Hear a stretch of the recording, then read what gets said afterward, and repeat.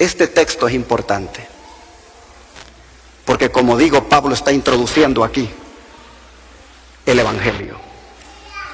Y cuando hablamos de la ira de Dios, yo quisiera con ustedes esta mañana analizar 6 puntos que debemos tomar en cuenta al hablar de esta verdad.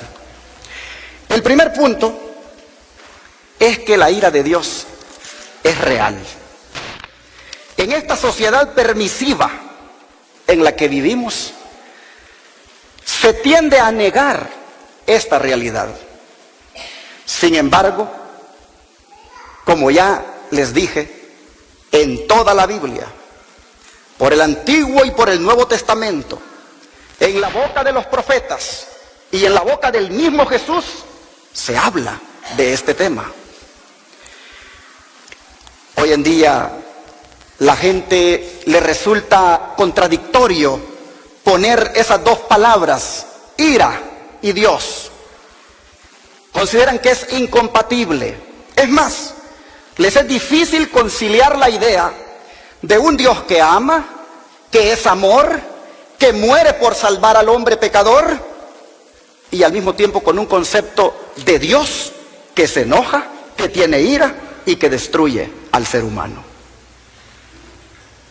Pero yo quiero, por lo menos en esta hora, que nos dediquemos un tiempito para leer 3 textos de los cientos de textos que hay hablando sobre este tema. El primero, Sofonías capítulo 1. Vamos a Sofonías capítulo 1, versículo 14 al 18.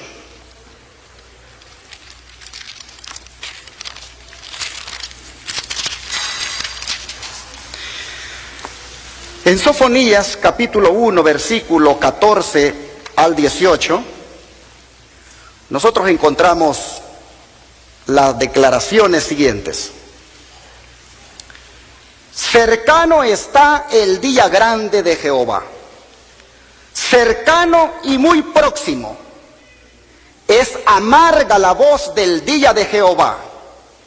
Gritará allí el valiente. Día de ira aquel día, día de angustia y de aprieto, día de alboroto y de asolamiento, día de tiniebla y de oscuridad, día de nublado y de entenebrecimiento, día de trompeta y de algazara, sobre las ciudades fuertes y sobre las torres altas.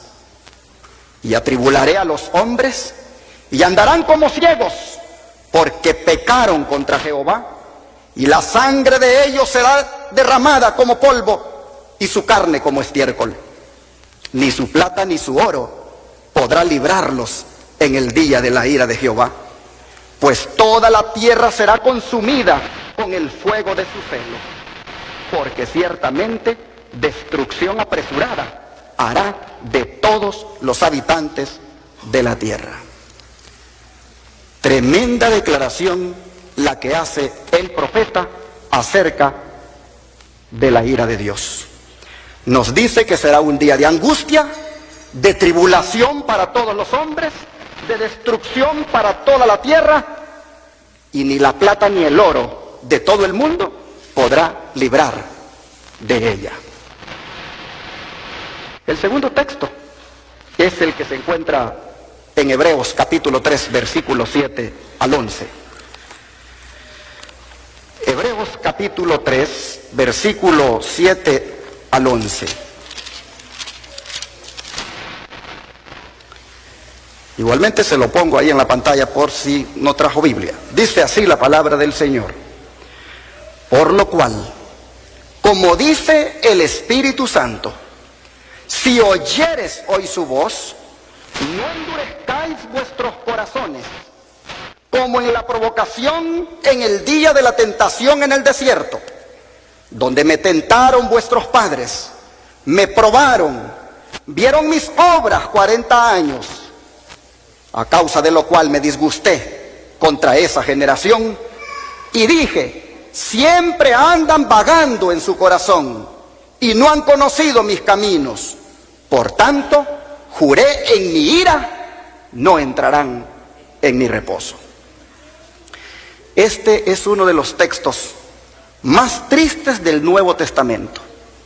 Pensemos por un momento en Israel, pueblo de Dios que miró, que disfrutó de las poderosas obras de Dios por 40 años, fue testigo de las plagas libertadoras, del mar rojo que se abrió, del maná que cayó del cielo, del agua que salió de la roca, de los muros de Jericó que cayeron y muchas otras manifestaciones del poder y el amor de Dios. Pero a pesar de todo esto, acabamos de leer, ellos no conocieron el camino de Dios. Y por lo tanto Dios dice, me disgusté contra esa generación y juré en mi ira, no entrarán en mi reposo. Dios se disgustó. Dios se enojó con este pueblo vago de corazón y en su ira determinó impedirle entrar en la Canaán terrenal. De manera que en la Biblia no existe un Dios que no tiene ira. En la Biblia no existe un Dios que nunca se enoja. No existe un Dios bonachón como siempre se le presenta aún desde los púlpitos. No, mis hermanos. El Dios de la Biblia es un Dios que ama al pecador, que lo quiere salvar, que lo quiere llevar al cielo. Pero si el pecador no se deja salvar, no quiere conocer sus caminos y es vago de corazón, el Señor traerá toda su ira sobre él.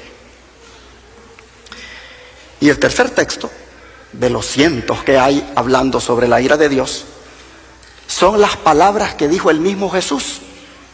¿Qué dijo Jesús acerca de la ira de Dios? Vamos a San Juan, el Evangelio de San Juan, el capítulo 3 y el verso 36. San Juan, capítulo 3 y el verso 36. Y nosotros tenemos aquí la palabra que dice: el que cree en el Hijo tiene vida eterna, pero el que rehúsa creer en el Hijo no verá la vida, sino que la ira de Dios está sobre él. Esta declaración, hermanos, tiene un mensaje importante.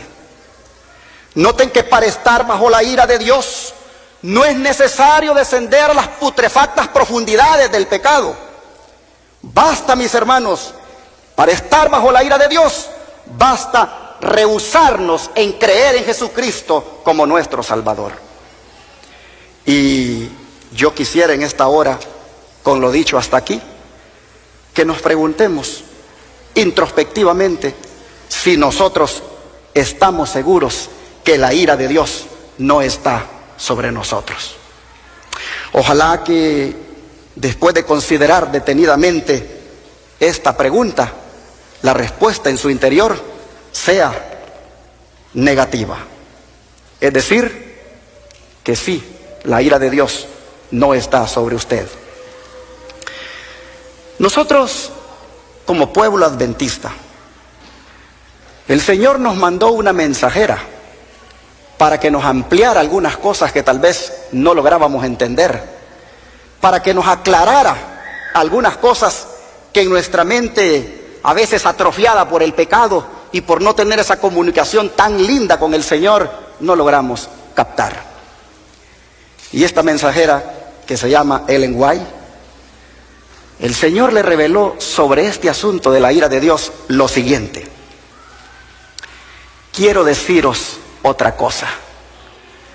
Los vasos de la ira de Dios están como llenos y ya caen las primeras gotas que se desbordan. ¿Por qué no lo advertimos? Esa pregunta es importante. ¿Qué pasa con las gotas de la ira de Dios? ¿Ya están, qué cosa? Cayendo. Y dice, ¿por qué no lo advertimos? Se debe, dice, a que la luz de la verdad no hace efecto en el corazón. El Espíritu de Dios está siendo retirado del mundo. Así que la ira de Dios, los vasos están derramando algunas gotas ya. La pregunta es, ¿en qué elementos de la naturaleza podrán ya estar cayendo esas gotas?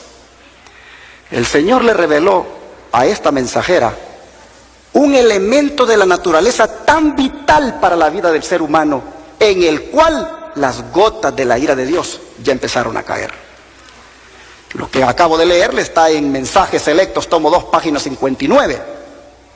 Pero lo que le voy a leer a continuación, vea, está en Mensajes Selectos, tomo 3, página 446. Mire lo que dice. Ya el Señor ha permitido que algunas gotas de las copas de la ira de Dios cayeran sobre tierra y mar, las cuales han afectado, ¿qué cosa? Los elementos de ¿qué? Del aire. Las causas de estas condiciones anormales están siendo investigadas, pero ¿qué cosa dice esta sierva? En vano. Conferencias se hacen para averiguar cómo se puede tener un mejor aire. Se habla de la capa de ozono, se hablan de campañas de reforestación, millones se están gastando. Ahora ya ustedes saben, el personaje muy popular en el mundo está sacando hasta una encíclica que vaya en esa dirección del ambiente climático. Y a esta sierva Dios le revela, las copas de la ira están cayendo, las gotas de esas copas sobre la tierra y el mar, sobre los elementos del aire. Y aunque estén siendo investigadas, es en vano. Sigue diciendo esta sierva en Mensajes Selectos, tomo 3, página 446. Dios no ha impedido que los poderes de las tinieblas hagan su obra mortífera de viciar el aire, una de las fuentes de vida y alimento con elementos mortíferos. No solo ha sido afectada la vida vegetal, sino que el hombre mismo sufre de pestilencia. Así que podrán seguir los científicos con sus conferencias, con sus investigaciones, y eso es irreversible.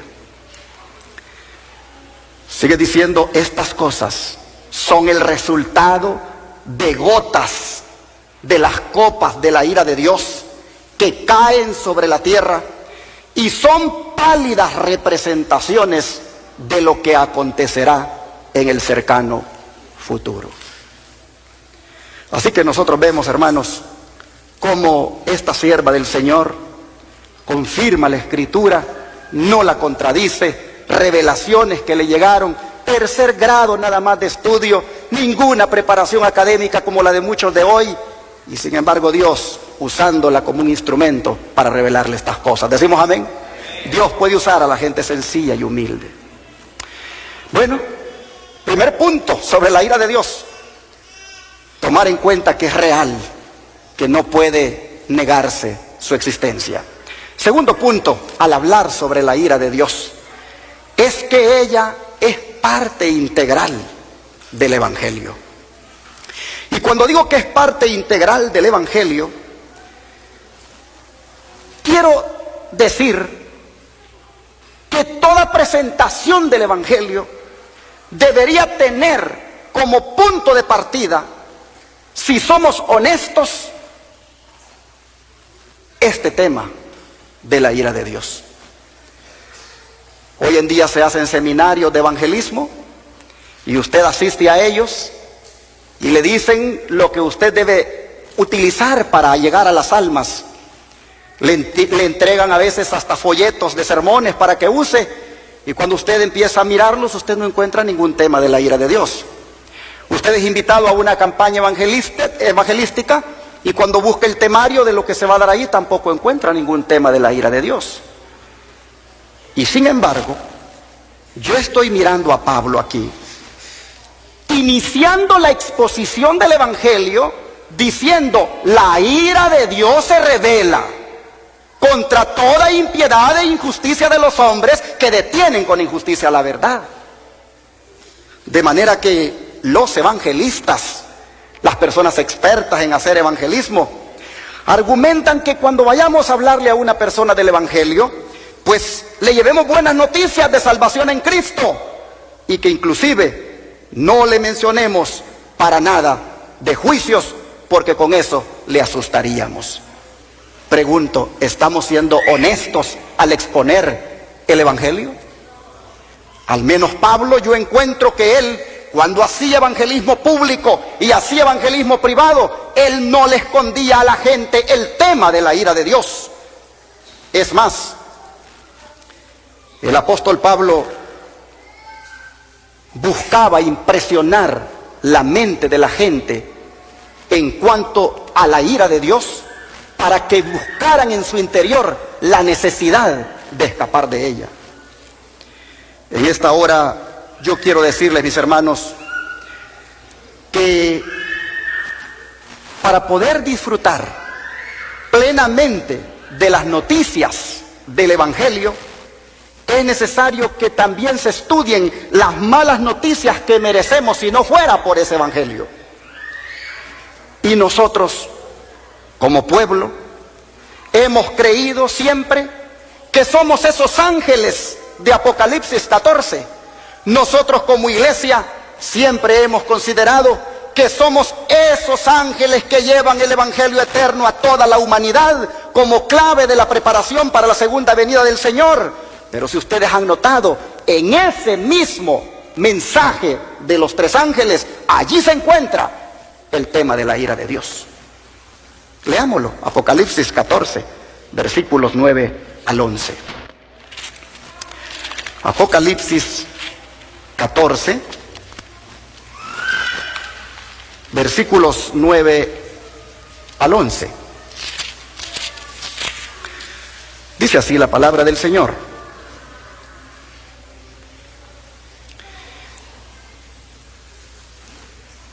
Y el tercer ángel le siguió diciendo a gran voz: si alguno adora a la bestia y a su imagen, y recibe la marca en su frente y en su mano, o en su mano, él también beberá del vino de la ira de Dios, que ha sido vaciado puro en el cáliz de su ira, y será atormentado con fuego y azufre delante de los santos ángeles y del Cordero.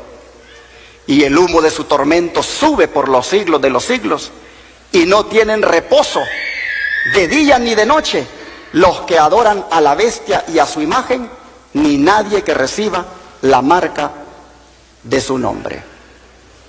Vean ustedes en el versículo 10, allí se está hablando de la ira de Dios. Así que si en realidad creemos que como pueblo somos los ángeles o mensajeros de Apocalipsis 14, entonces nosotros debemos de ser la iglesia que mejor entiende y que mejor predica el tema de la ira de Dios. Y nuevamente a la mensajera del Señor se le vuelve a revelar en el conflicto de los siglos, página 443, la más terrible amenaza que haya sido jamás dirigida a los mortales se encuentra contenida en el mensaje del tercer ángel. Debe ser un pecado horrendo el que atrae la ira de Dios sin mezcla de misericordia. Los hombres no deben ser dejados en la ignorancia tocante a esta importante cuestión. La amonestación contra este pecado debe ser dada al mundo antes que los juicios de Dios caigan sobre él, para que todos sepan por qué deben consumarse y para que tengan oportunidad para librarse de ellos. El tercer punto que quisiera que tomemos en cuenta al hablar de la ira de Dios es que debemos nosotros, hermanos, saber bien en qué consiste la ira de Dios. Muchos tienen una percepción equivocada de la ira de Dios. Y es por eso de que tratan de esconderla y tratan de evitar, incluso anular su predicación.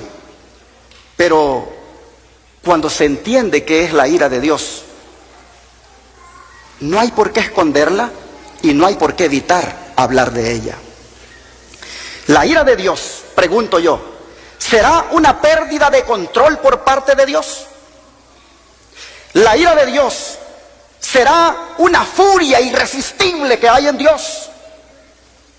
¿Será será la ira de Dios el desahogo de un ego herido que Él tenga? Hermanos, eso es la ira humana, pero no la ira de Dios. La ira de Dios es su santa respuesta a lo que no es santo. La ira de Dios es su justa reacción a lo que es injusto. La ira de Dios es su puro rechazo a lo que es impuro. La ira de Dios es la respuesta de su santidad a la maldad y la rebelión. La ira de Dios es el juicio bajo el cual estamos si no amamos al juez. Y Pablo dijo que muchos ya la están recibiendo. Y como dijo Ellen White en la anterior cita, ¿por qué no lo perciben? Hermanos, la ira de Dios es el castigo eterno que vendrá sobre el hombre a quien Dios, después de luchar mucho tiempo con él para salvarlo, al final, como no quiso, tristemente, deberá derramarla sobre él. Ahora, el cuarto punto sobre esta verdad de la ira de Dios es que hay que entender que la ira de Dios tiene dos fases.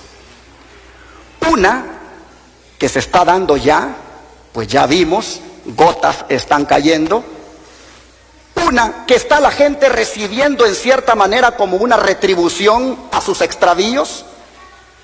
Y otra que es la que habrá al final de los días, el cual la Biblia lo llama el gran día de la ira de Dios. Y en esta segunda fase hay mucha gente que está atesorando ira para el día de la ira. Veamos lo que dice el apóstol Pablo en Romanos 2. Romanos capítulo 2, versículo 5.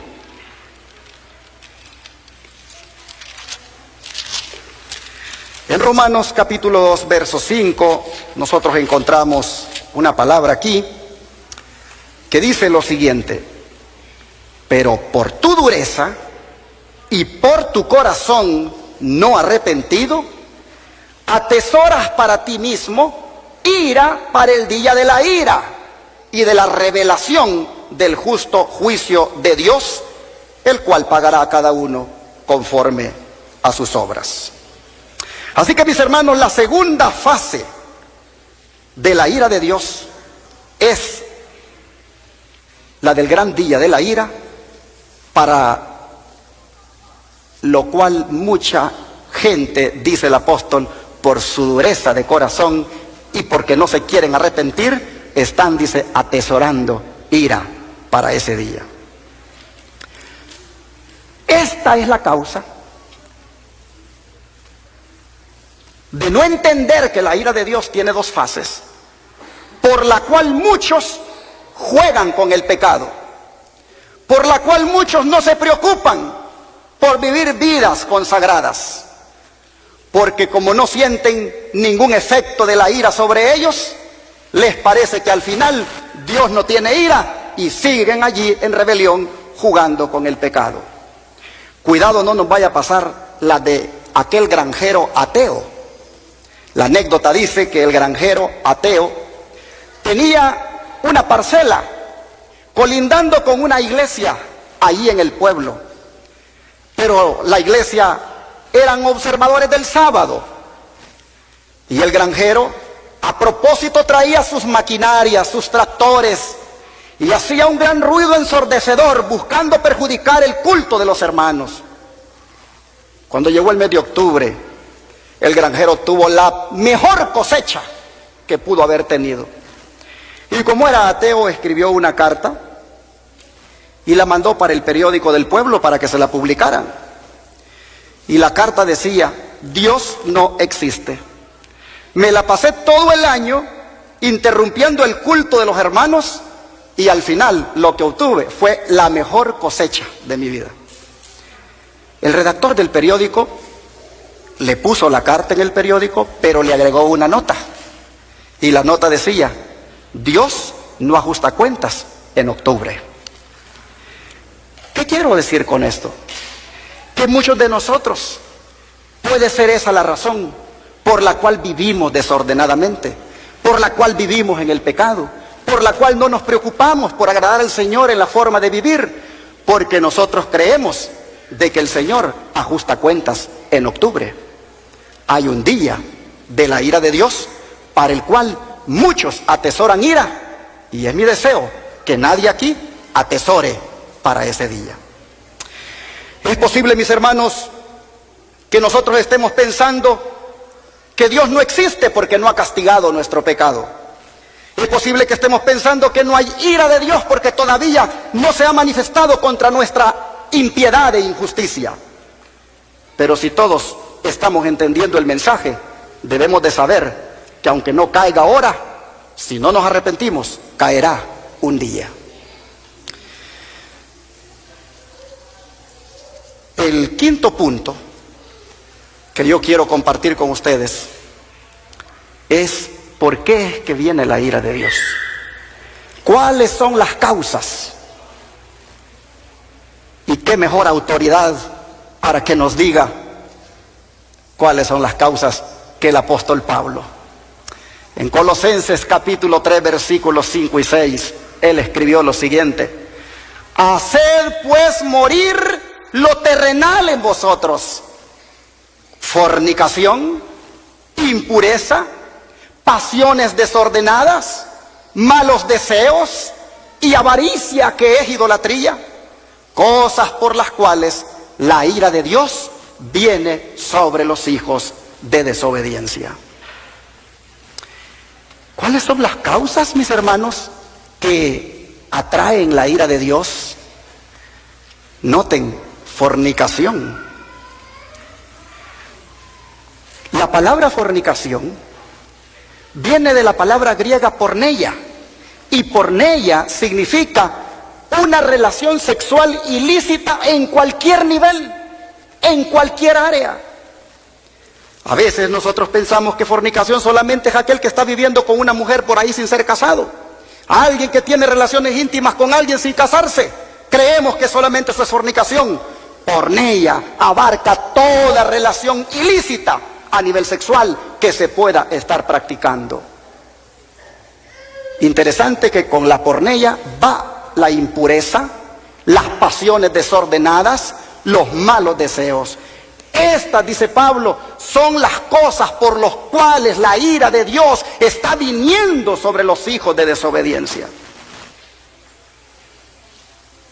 Y nosotros, que nos estamos preparando para encontrarnos con Jesús, deberíamos en esta mañana meditar si algo de esas cosas puede estar habiendo en nosotros.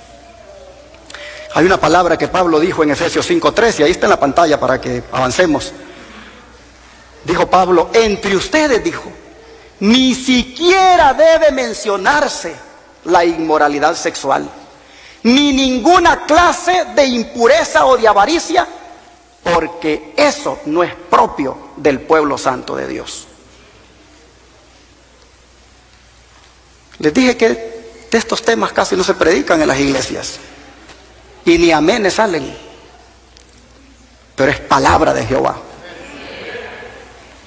Y el apóstol, aunque dice que la ira de Dios es atraída por la fornicación, por la impureza, por las pasiones desordenadas, luego dice: en ustedes que son pueblo santo de Dios, ni siquiera se debe mencionar la inmoralidad sexual. Hay mucho sensualismo aún en los hijos de Dios. Y ahorita van a tener ustedes que escuchar lo que Dios manda a este pueblo que está reunido aquí, a través de esa sierva tan humilde y sencilla. Porque si Pablo dice: no mencionen tan siquiera la inmoralidad sexual, y si dice lo que está trayendo la ira de Dios, son la fornicación, las impurezas, las pasiones desordenadas. Esta sierva dice que eso no tanto está ocurriendo afuera, sino que está ocurriendo aún dentro del pueblo de Dios. Y aquí vamos. Oh, dice ella, cuán disgustado está Dios con los esfuerzos tímidos, carentes de vida y de Cristo, llevados a cabo por algunos de los que profesan ser sus siervos. La obra de Dios debe ser llevada hacia adelante y hacia arriba con firmeza. Y ello no podrá lograrse a menos que la sensualidad que corrompe el ser entero sea separada de la experiencia religiosa.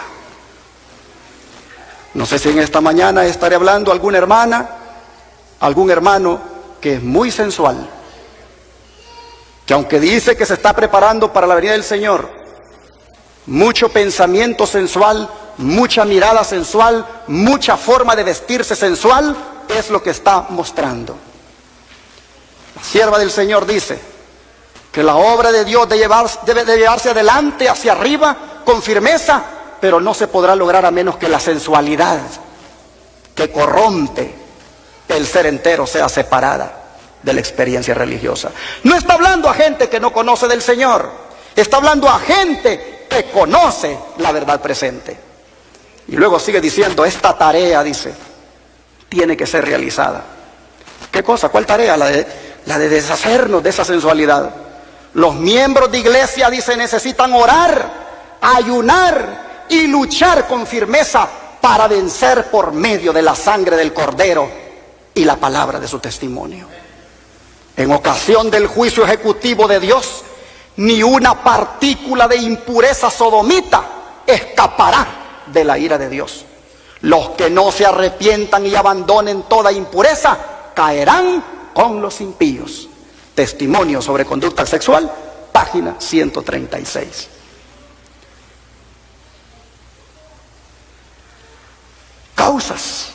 Causas que atraen la ira de Dios. Sigue diciendo la sierva del Señor. Ahora en el hogar cristiano, página 295. Satanás hizo en la época antediluviana un premeditado esfuerzo para corromper la institución del matrimonio, debilitar sus obligaciones y disminuir su santidad. Pues no hay forma más segura de borrar la imagen de Dios en el hombre y abrir la puerta a la desgracia y al vicio. Interesante. El enemigo nuestro, hermano, sabe que para que nos llegue la desgracia, que para que abramos la puerta a la desgracia y el vicio, es simplemente corrompernos aún si estamos casados. ¿Cómo es que un matrimonio cristiano se puede corromper? Prácticas sodomitas.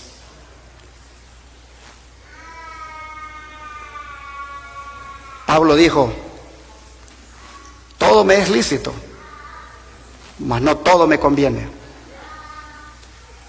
Todas las cosas están ahí para dominarme, pero no me voy a dejar dominar de ninguna. Un hombre apartado, un hombre santo, un hombre que dijo, aquí no va a entrar suciedad sexual.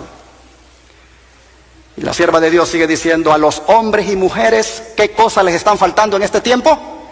Principios. Están muriendo espiritualmente porque han condescendido durante tanto tiempo con sus apetitos naturales, que su dominio propio parece haber desaparecido. Las pasiones inferiores de su naturaleza han empuñado las riendas, y la que debiera ser la facultad dominante se ha convertido en la sierva de la pasión corrupta. Se mantiene al alma en la servidumbre más abyecta. La sensualidad ha apagado el deseo de santidad y ha agostado la prosperidad espiritual. Agostado es cuando ya no hay nada que dar, cuando ya se dio todo.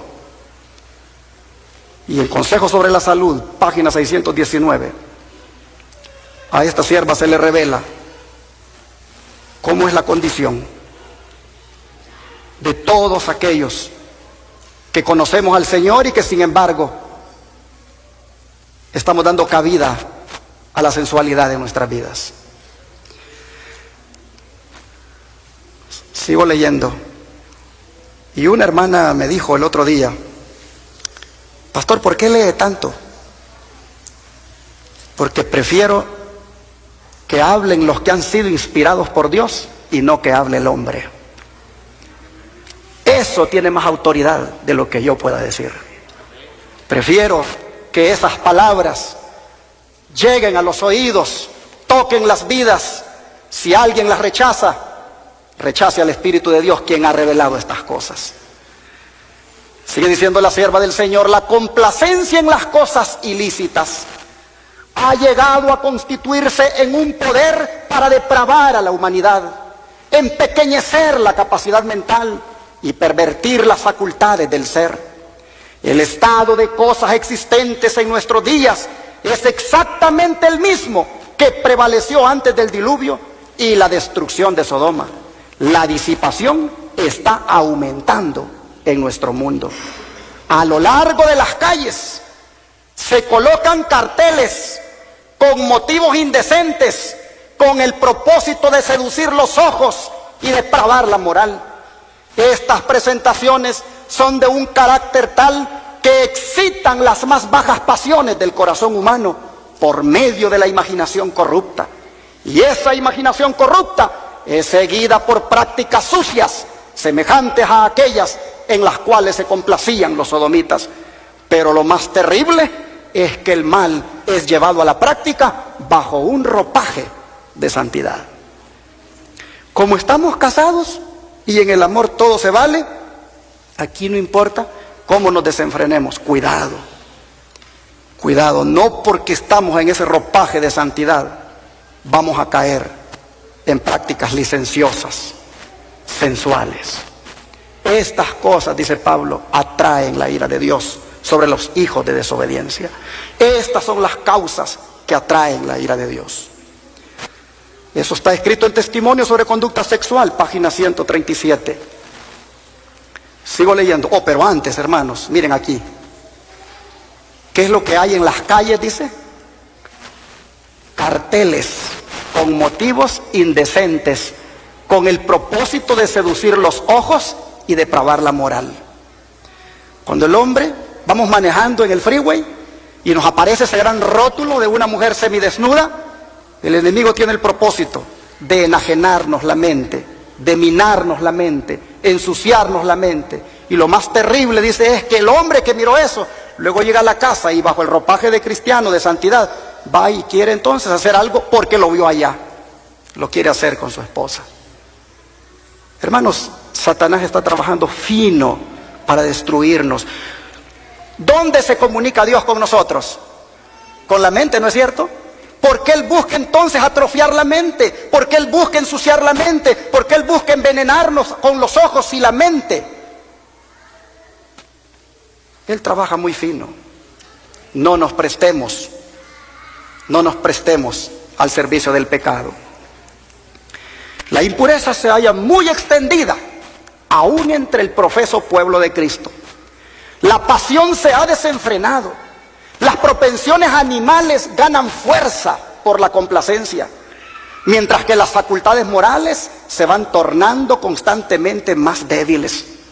Los pecados que destruyeron a los antediluvianos y las ciudades de la llanura se practican hoy, no solamente en las tierras paganas y entre los que profesan el cristianismo popular, sino también entre algunos de los que aguardan la venida del Hijo del Hombre. Si Dios presentara ante nosotros esos pecados como Él los mira, nos llenarían de vergüenza y terror. Testimonio sobre Conducta Sexual, página 138.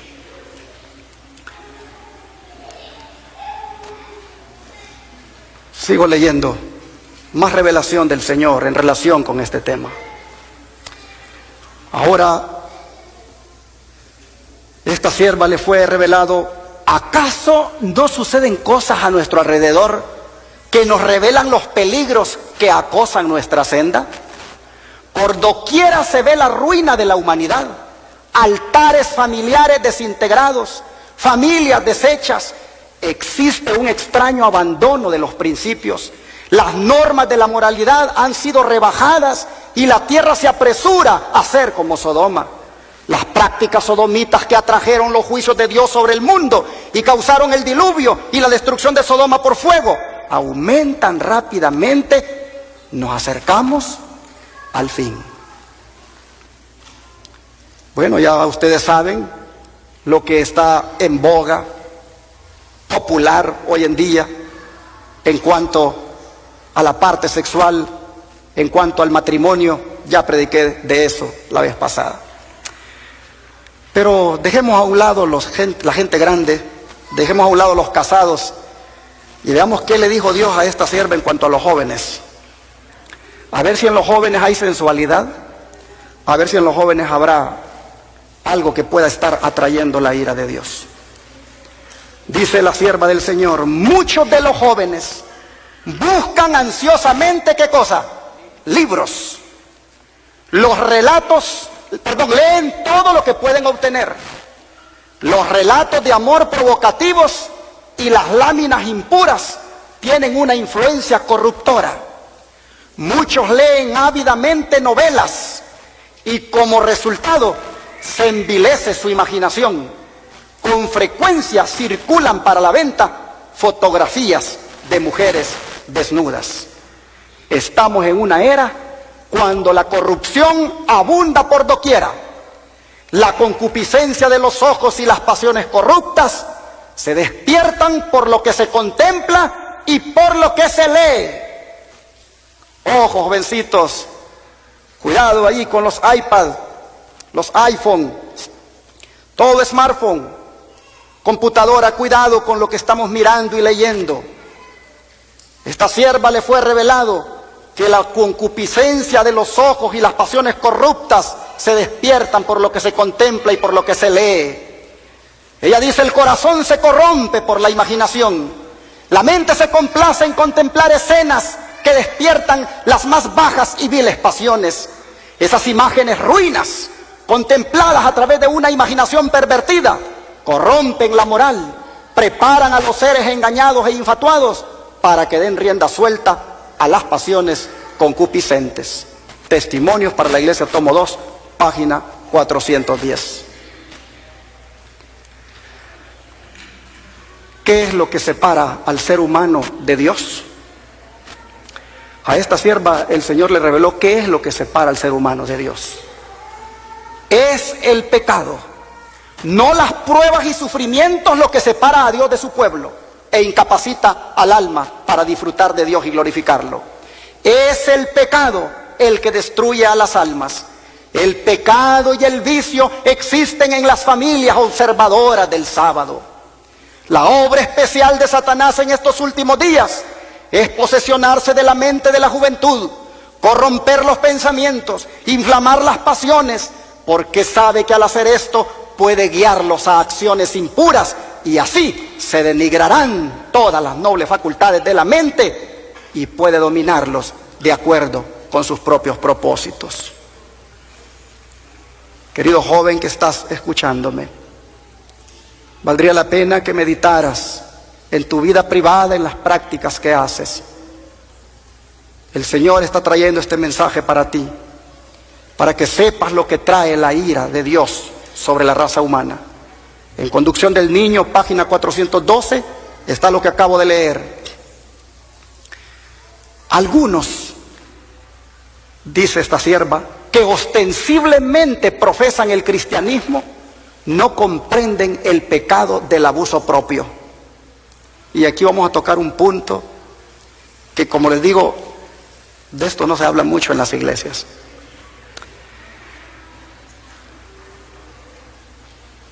¿A qué se refiere ella cuando habla del abuso propio? De esa palabra inmoral que Pablo dice ni siquiera se menciona entre ustedes. El vicio secreto. Ustedes la tienen allí. Dice: algunos que ostensiblemente profesan el cristianismo no comprenden el pecado del abuso propio y sus resultados inevitables. Un hábito inveterado ha cegado su entendimiento. No se dan cuenta del carácter excesivamente pecaminoso de este pecado degradante. Jóvenes y niños de ambos sexos participan de la contaminación moral y practican el asqueroso vicio solitario destructor del cuerpo y del alma. Muchos de los que profesan ser cristianos están tan atontados por la misma práctica que sus sensualidades morales no pueden ser despertadas para comprender que es pecado. Los que sigan con ese vicio, esta sierva dice, se están atontando. Por eso no pueden discernir bien la voluntad de Dios. Y lo que es bueno lo miran malo. Y lo que trae bendición para la iglesia lo atacan a veces de otro modo, porque mucho de eso se pierde el discernimiento a raíz de las prácticas de estos pecados. La sierva de Dios sigue diciendo, para terminar esta cita, dice, pueden ser despertados para comprender que es pecado y que si persisten en ello, terminarán de seguro por destruir completamente el cuerpo y la mente. El hombre, el ser más noble de la tierra, formado a la imagen de Dios, se transforma en una bestia, se embrutece y corrompe. Cada cristiano tendrá que aprender a refrenar sus pasiones y a guiarse por los buenos principios. A menos que lo haga, es indigno del nombre de cristiano. Joyas de los Testimonios, tomo 1, página 253, y citado también en Conducción del Niño, página 413. La corrupción moral ha hecho más que cualquier otro mal para causar la degeneración de la raza humana. Su práctica se ha extendido alarmantemente y provoca enfermedades de casi cualquier descripción. A un niñito, si póngale ojo a esto, padre de familia, a un niñitos muy pequeños, infantes nacidos con una irritabilidad natural de sus órganos sexuales, encuentran alivio momentáneo al manosearlos, lo que tan solo aumenta la irritación y los lleva a repetir el acto hasta que se establece un hábito que aumenta con el crecimiento de ellos. Por eso cuando vamos a bañar a un niño o niña, debemos de tomar en cuenta este consejo sabio del Señor. En estos tiempos pervertidos, el enemigo pone esas cosas y la manera de tocar a los niños puede inducir desde muy pequeñitos a las prácticas licenciosas. La gratificación de los apetitos pervertidos condujo a los hombres a los pecados que causaron la destrucción de Sodoma y Gomorra. Dios señala la glotonería y la embriaguez como la causa de la caída de Babilonia. La indulgencia del apetito y las pasiones fueron la base de todos sus pecados. A ver, hermanos, ¿por qué existe tanta perversión sexual? Aún desde chiquitos los niños y ya también la gente grande. ¿Por qué cosa? Por los hábitos alimenticios, mis hermanos. Tal vez tú pensabas que la forma de comer o lo que comías no tenía incidencia sobre esto, y sí la tiene. Mira, Sodoma y Gomorra se degradaron tanto porque gratificaron los apetitos pervertidos. Y esta sierva dice que si hubo alguna vez un tiempo en que la alimentación debía ser la clase más sencilla, es cuando. Ahora, cuanto menos excitante sea nuestra alimentación, tanto más fácil será dominar las pasiones. La complacencia del gusto no debe ser consultada sin tener en cuenta la salud física, intelectual o moral. En la matutina Reflejemos a Jesús, página 142. Mis hermanos, yo voy a terminar este mensaje después de haber puesto aquí todas las causas que atraen la ira de Dios, con estas palabras de Pablo que están ahí en la pantalla y que ustedes la pueden buscar después en 1 Corintios 6, 9 al 11. Pablo pregunta, no saben que los injustos no van a heredar el reino de Dios. No erren, ni los fornicarios, ni los idólatras, ni los adúlteros, ni los afeminados, ni los que se echan con varones, ni los ladrones, ni los avaros, ni los borrachos, ni los maldicientes, ni los estafadores heredarán el reino de Dios. Y esto, dice Pablo, erais. Hermanos, erais. No tiene que ser, erais. Esto erais algunos, mas ya habéis sido